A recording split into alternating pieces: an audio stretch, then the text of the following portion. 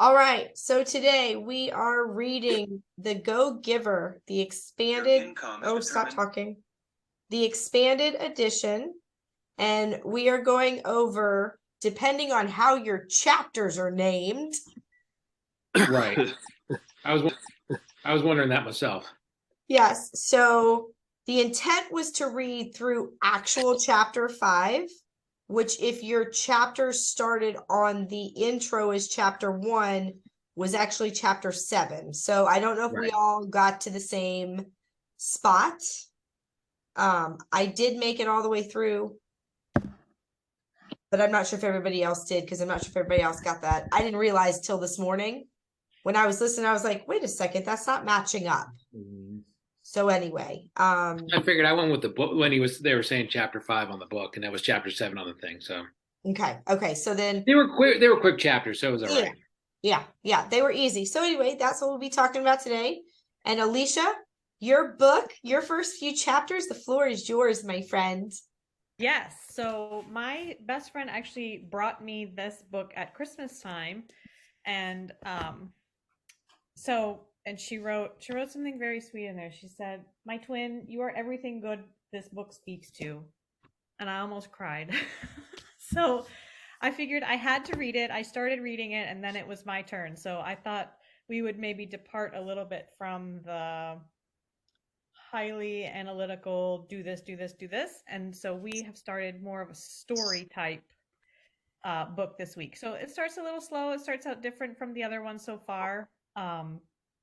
But I felt like as the story continues, you start to care more and more about the character, like starting a show on Netflix or something. You know, the first episode's like, and then you start to care more and more. So this story is about Joe. When we meet Joe, he's kind of at the height of his deals crumbling. He's got to meet his quota.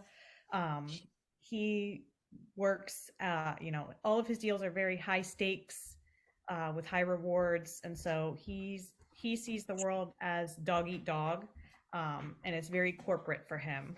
He makes a comment in the beginning about there's a nice girl that works on his floor, and that because she's nice, she'll never make it in their world. So that's where we kind of start off in the book. For me, I think, when he got to that point, I pushed pause, and it made me think, like, there's that mindset in real estate. Do you guys see that as well?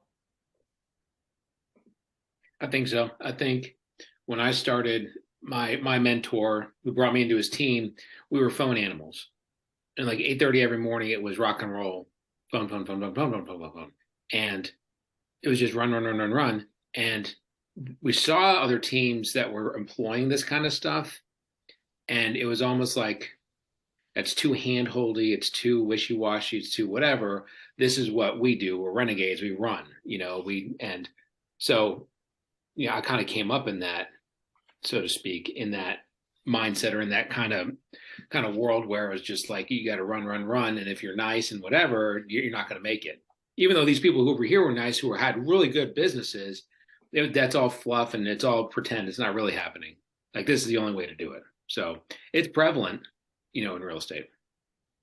I think it's probably at the forefront of most people's minds. I think that when you hear about the modern agent, that's the agent that doesn't believe it's dog eat dog.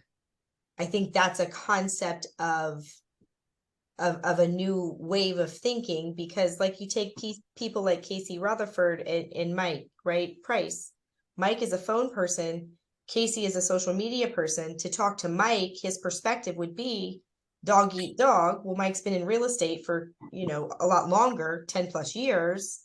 Right. Than Casey, who's 5 years into her business. She's substantially younger. She has a different perspective on things. And she'll tell you, I don't get on the phone.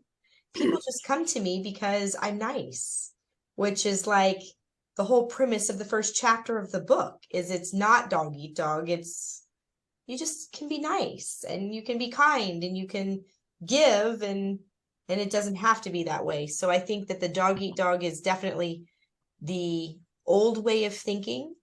And I am glad that the modern agent is becoming more relevant in that thought process is becoming more relevant than what it once was. Right. So I guess so I kind of I guess not specific to real estate. So this one was very interesting from the standpoint of I've always just seen consistency work. Not necessarily, I guess, nice versus not necessarily as nice. But I guess consistency just works so often, I guess consistently nice would end up working really well. Can I take a time out for 30 seconds and have a complete ADD moment? Sure. I'm really excited your ceilings don't have stipple on them. And I Oh, see yeah. them with the way your phone is. Oh, that's hilarious. I didn't even see that. Sorry, ADD. I'm impressed you got that much off. Oh my gosh, it's all downstairs. It was a lot. It was a lot. Okay, time back in. Thank you. Uh-huh. So for me, when he said that in the story, I always perceive real estate agents to be dog eat dog. And so for me, it really like illuminated for me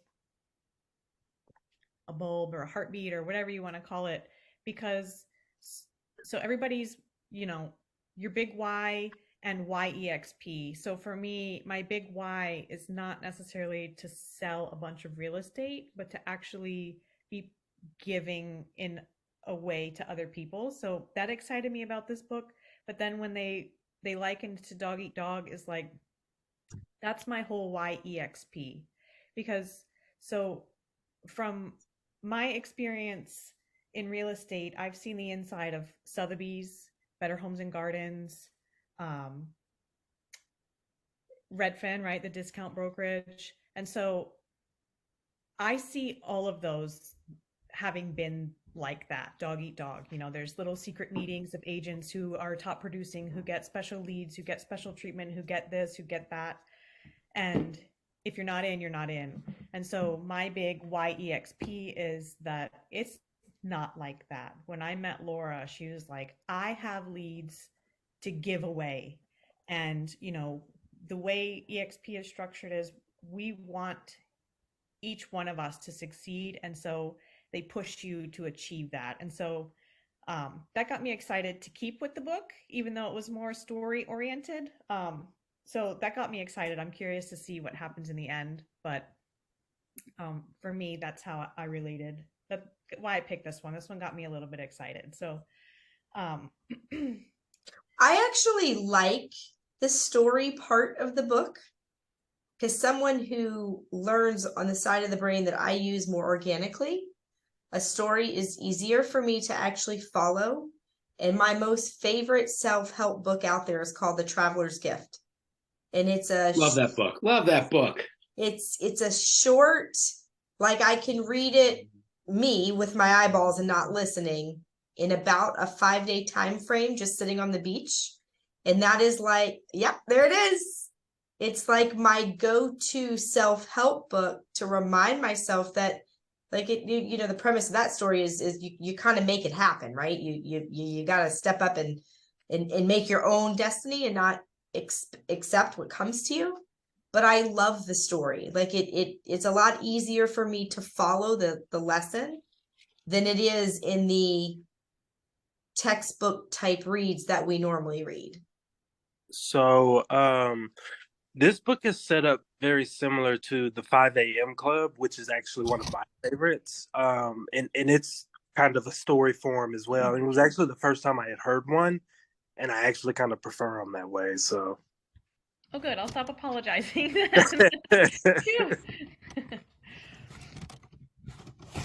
Cool. Good. So the next character we meet is Pinder, And he's this mysterious man, maybe a little bit kooky. And Joe is so desperate that there's a seminar coming up, but he's so desperate he picks up the phone and he's like, I've got to meet with you. I've got to do something. I've got to turn this around. And so Pinder agrees to meet with him.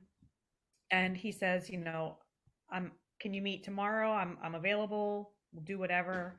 And for Joe, this is very strange. Like, oh my gosh, he just has time for me. And who am I? He's letting me in. He feels very strange about being accepted that way. And so they meet the first day and he says, I want to share my 5 laws with you. And there's one condition. And the condition is that every day you have to test the law by actually trying it out the very same day. And he's like, oh yeah, sure, whatever. And he even asks, how are you going to know if I don't? And Pinder's like, I won't, but you'll only be cheating yourself. And so it doesn't really matter to me. It should only matter to you. So he starts to get this like new mindset thrown at him. And so they go, so it seems like every day he learns a law, he's going to meet someone different. So they go the first day to meet Ernesto. They call him the real estate mogul. And we find out, when every time Joe meets someone, it's this big deal. Oh my gosh, the CEO. Oh my gosh, the real estate mogul. And he talks to them and they're so nice and approachable and they seem to have it all together. And then he finds out Ernesto started as a hot dog cart on the streets of New York. And he's like, how did you take every other hot dog that everybody else is selling and turn it into this amazing Italian restaurant? And we find out that it's through the law of value. And so his definition of that is to give more in value than you get in payment. And so he says, a bad restaurant gives just enough quality and quantity to justify the amount paid by the customer. A good restaurant gives the most value to justify the amount, and a great restaurant defies the imagination by giving quality of food and service, giving better quality of food and service than any amount of money could pay for. And so how do we go about translating that in real estate? It hits every aspect. I mean, it hits every single aspect. You're taught, under promise, over deliver, under promise, over deliver. But I think that can go to every single facet of it. It's not just your clients. I mean, back to your point, Allie, it's to the agents that are looking for help or in reaching out, not doing more or less business than me, just the ones that are physically reaching out. It's remembering, birthdays. I mean, I've started a thing now where I keep $5 gift cards at my desk. Every month, Louis sends me on the 15th of the month. He sends me the birthdays of the people in our database for the next month. The parents just get a handwritten birthday card. The kids, they get a $5 coupon to Chick-fil-A. I mean, I don't have that many kids in my database, right? And we only went back a couple of years. We didn't go back the full 8 years. But I think it's little things like that. It's having the answer when a client needs a hairdresser, right? Like that's kind of our value proposition. Everybody has all these lengthy, long value propositions. Mine has gone down to one word. Yes. That's it. That's my value proposition now.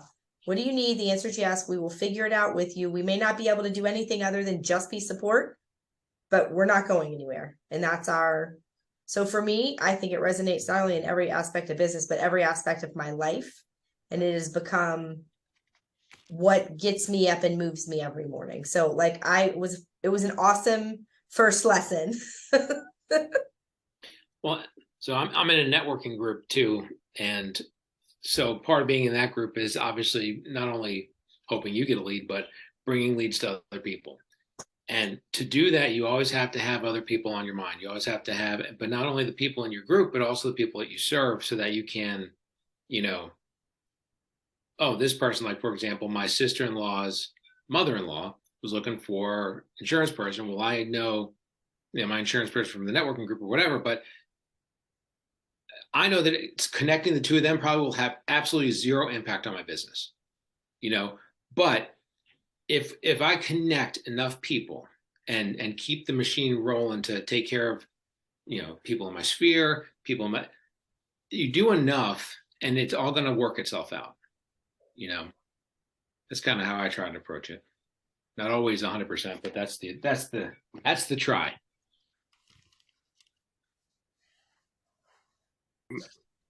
Yeah, so I feel like for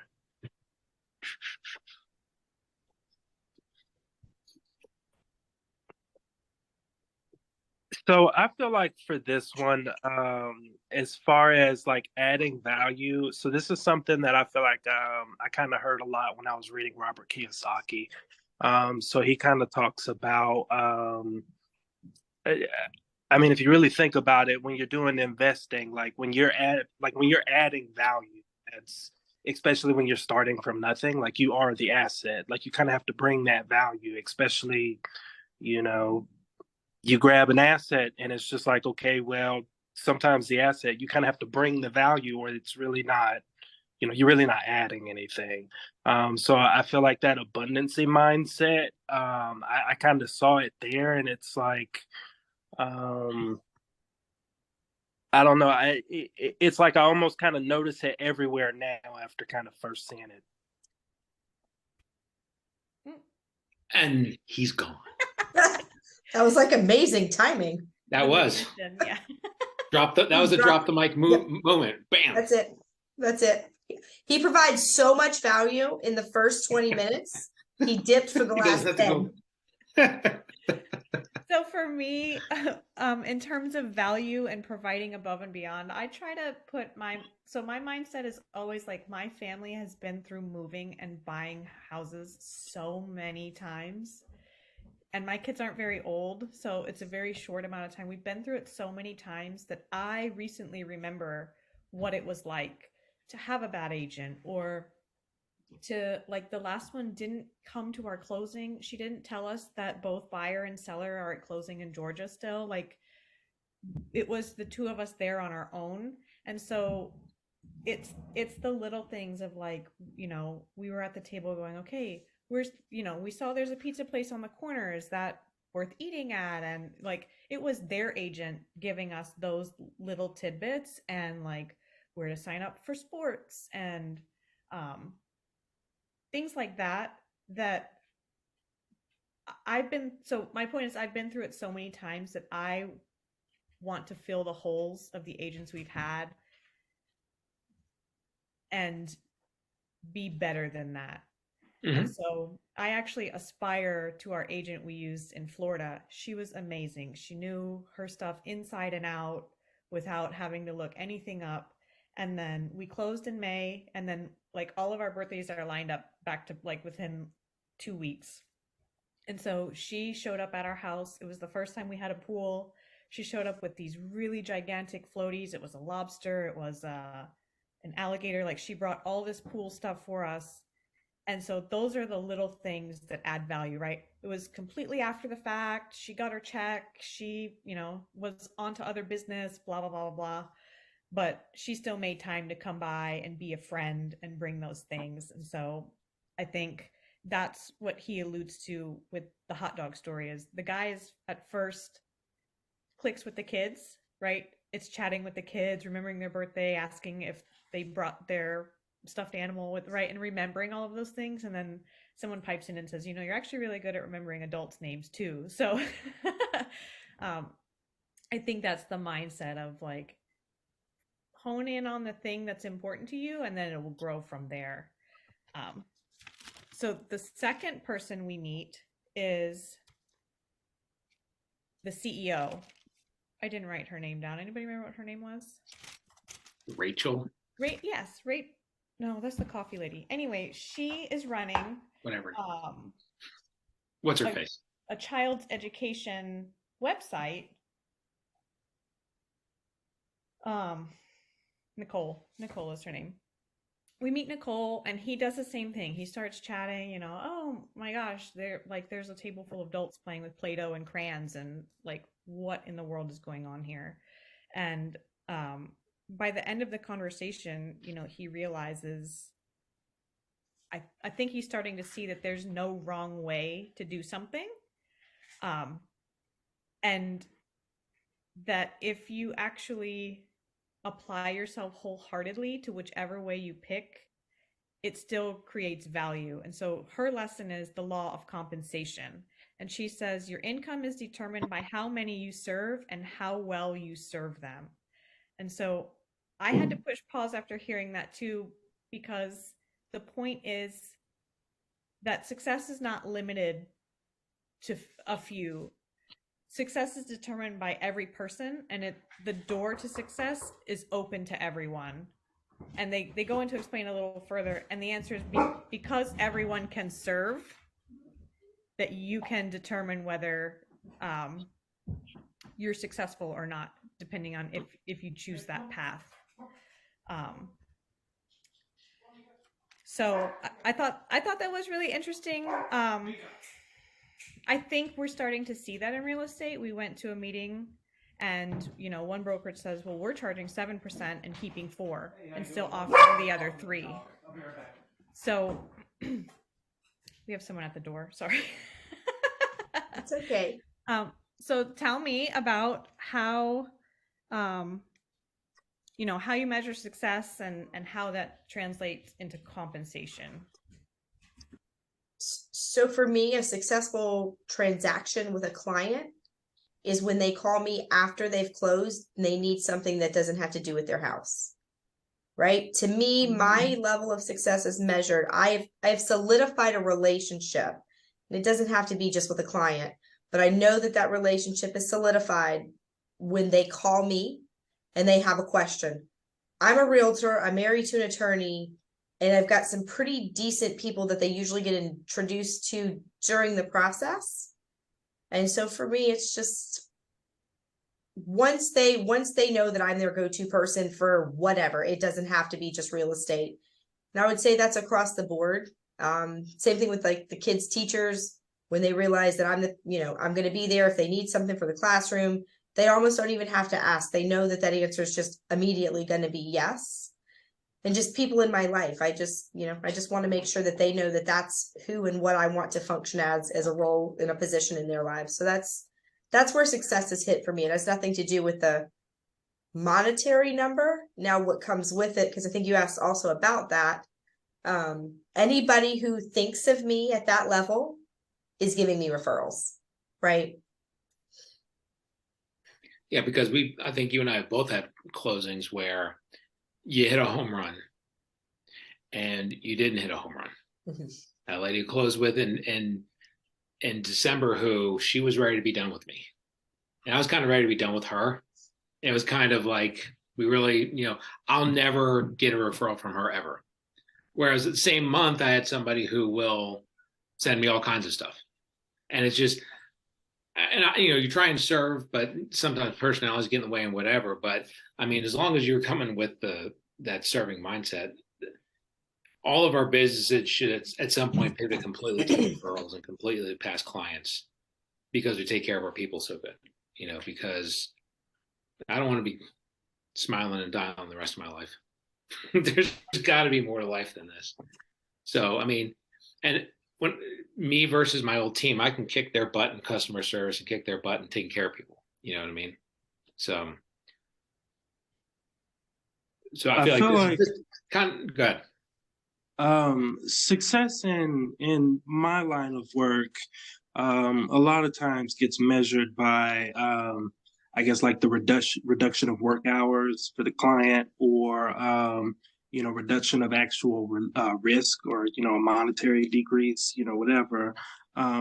Which I feel like can be sometimes easy, but from an accounting standpoint, a lot of it, and actually from an IT risk standpoint, I think a lot of the times we kind of forget that we can also add value. So like, for instance, whenever I come in, one of the first things we can come in to add value is like system improvements, system implementation, all that kind of stuff kind of falls in line because we're doing a lot of the same work, but a lot of people don't know we do it. So it's like, sometimes when we come in, the value add, because people are like, well, dang, I didn't know. I thought we had to get a whole nother person for that. It's like, nope, we're already here. So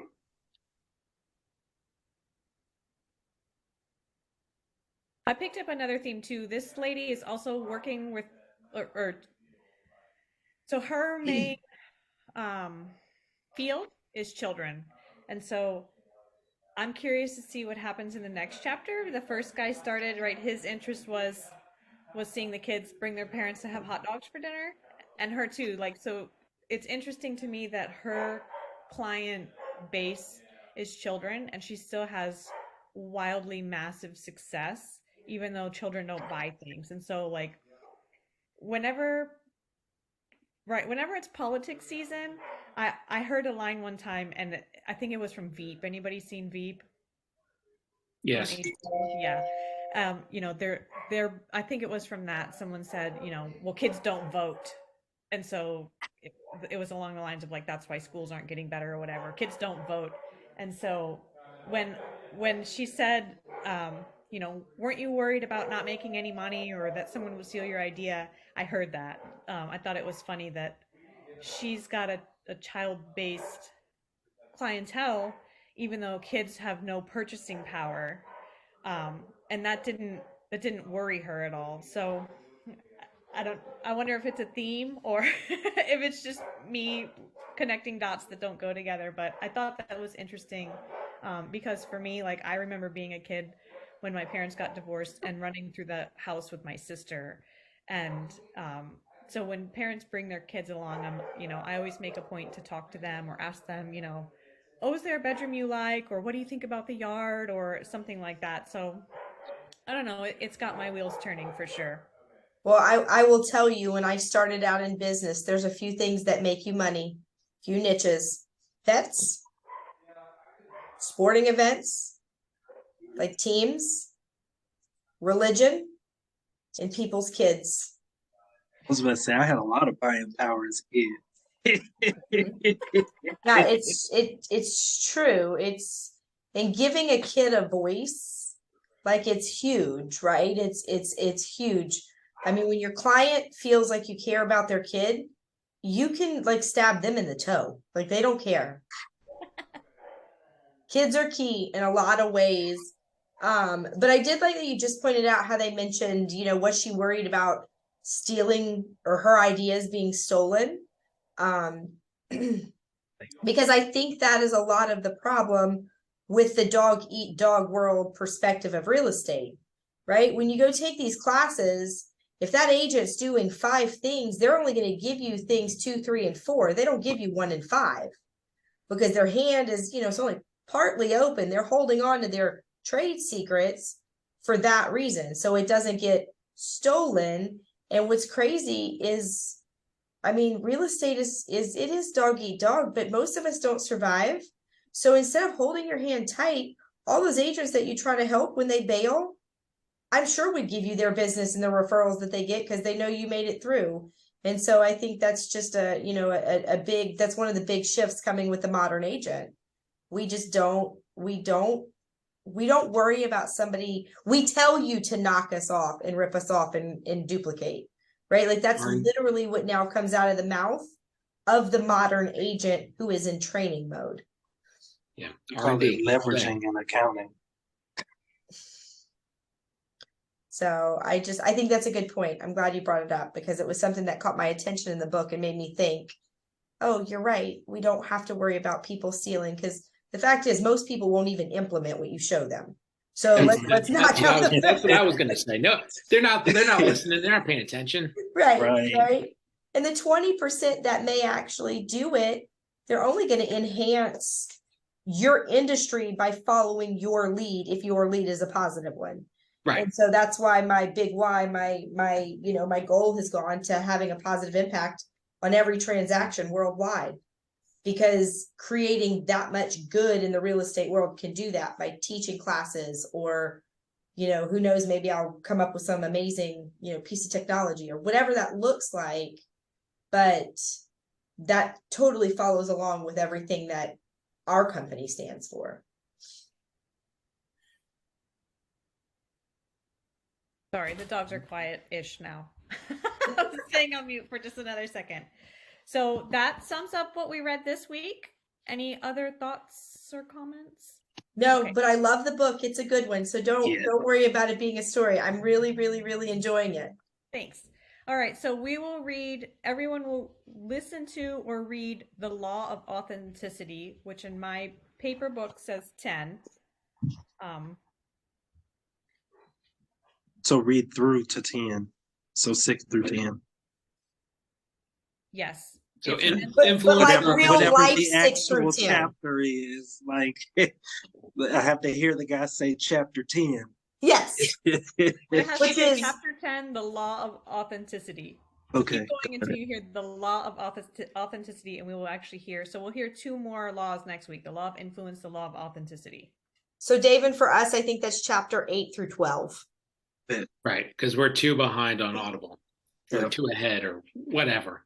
Right. Just put the book on and just listen to it. Fill your brain with good stuff. Right. I will tell you when to stop. So this is going to be a 3-weeker then, it looks like, right? Looks like. Yeah, probably. I'll have some books for next week that we start choosing from. Perfect. And David, one thing that we also, and then we can bail out. So the next 2 Tuesdays are bad. Can you shift to Thursday at the same time for the next 2 weeks? Oh, probably. I would just say yeah, that's fine. Okay. Same time. Yep. Then For let's both? just move it over to 1 o'clock for the next 2 Thursdays. I'm skiing next week. And then Alicia's Same. got a CE class. Oh, that's right. You and Lexi are skiing next week, huh? Well, technically we're skiing in 2 days. Well, us too, but that's next week. Yes.